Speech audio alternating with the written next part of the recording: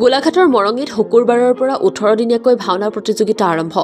গোলাঘাট মৰঙীৰ পুষ্পবিলাক বৈকুণ্ঠ ক্ষেত্ৰত শুকুৰবাৰৰ পৰা অনুষ্ঠিত হয় সদৌ অসম শিশু ভাওনা আৰু মুকলি শাখাত ভাওনা প্ৰতিযোগিতা।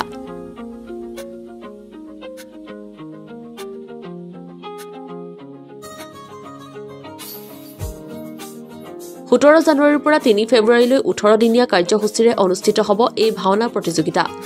ইতিমধ্যে শুকুৰবাৰে সম্পূৰ্ণ মহাপুৰুষীয়া আদৰ্শ নীতি নিয়মেৰে দ্বিতীয় বৈকুণ্ঠপুৰীলৈ পৰিণত কৰি তুলিছে আয়োজক সমিতিয়ে।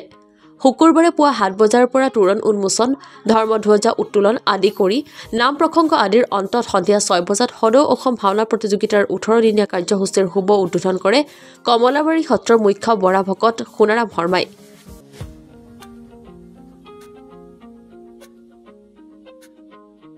ইয়াৰ পিছতেই মাংগলিক ধ্বনিৰে প্ৰতিযোগিতাৰ প্ৰথমখন নাটৰ শিশু ভাওনা চীনাতলীৰ পাঞ্চজন্য নাট্যগোষ্ঠীয়ে পৰিৱেশন কৰে ঔষা অনিৰুদ্ধ মিলন হৰিহৰ মহাৰণী নাটখনি।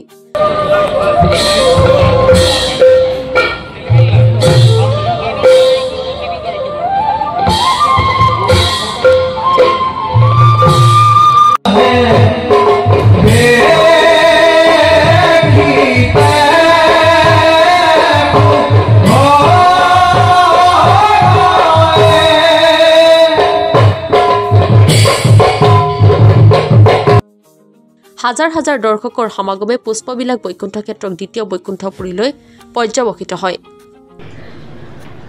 নমো নমো নাৰায়ণ প্ৰসন্ন হৰিকো হৰি কৰিও কমায়ত নিৰ্যান আপোনাৰ মহিমা আপুনি বেকত কৰি জীৱক কৰিও পৰিত্ৰাণ। যাক কোৱা হৈছে পুষ্পবিলাক বৈকুণ্ঠ। পাৰিষদ সকলৰ আৱেশ কৰি প্ৰভু জনাই সৃষ্টিৰ কথা ভাবি তাৰ এটা যিগৰাকীয়ে বৈকুণ্ঠৰ পৰা অমৃতৰ ধাৰা বৈ আনিছিল সেৱা কৰিবলৈ সমৰ্থ সমস্ত প্ৰাণীক সেৱা কৰাটি ভগৱতীৰ আটাইতকৈ শ্ৰেষ্ঠতম ৰাজমাৰ্গ বুলি একেফালে ক'বলৈ গ'লে নাই কি ক্ষেত্ৰত আমাৰ কেইজনমান শত্ৰু থাকে। মৰঙীৰ পুষ্পবিলাক বৈকুণ্ঠ ক্ষেত্ৰত আজিৰ পৰা 18 দিনীয়া কাৰ্যসূচীৰে সদৌ অসম ভিত্তিত শিশু ভাওনা আৰু ভাওনা প্ৰতিযোগিতা আৰম্ভ হৈছে। তাৰে এতিয়া উদ্বোধন কাৰ্যসূচী চলি আছে। ইয়াত উদ্বোধন কৰিছে সোণাৰাম শৰ্মা ডাঙৰীয়াই আৰু এই 18 দিনত মুঠ 34খন ভাওনাত প্ৰদৰ্শন কৰাৰ ব্যৱস্থা কৰা হৈছে। আজি এখন ভাওনাৰ এই প্ৰতিযোগিতা আৰম্ভ হ'ব। আমাৰ ইয়াত আছে ডিব্ৰুগড়, দুলীয়াজান, তাৰপৰা আমাৰ লখিমপুৰ, গোলাঘাট, বোকাখাট, যোৰহাট, শিৱসাগৰ এনেকৈ বিভিন্ন প্ৰান্তৰ পৰা যথেষ্ট সংখ্যক দল আহিছে। পুৱা তোৰণ উন্মোচনৰ কাৰ্যসূচী আৰম্ভ হোৱাৰ পিছত আমাৰ পতাকাত ধৰ্মধ্বজা উত্তোলন হ'ল। ধৰ্মধ্বজা উত্তোলন হোৱাৰ পিছত আমাৰ নামঘৰসমূহৰ পতাকা উত্তোলন হ'ল। তাৰ পাছতে আমাৰ স্মৃতি তৰ্পণ হ'ল।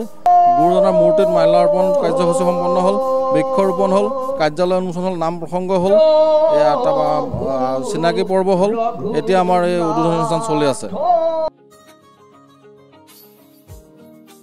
নুমলীগড়ৰ পৰা গৌতম বৰাৰ ৰিপৰ্ট, অসম টুডে।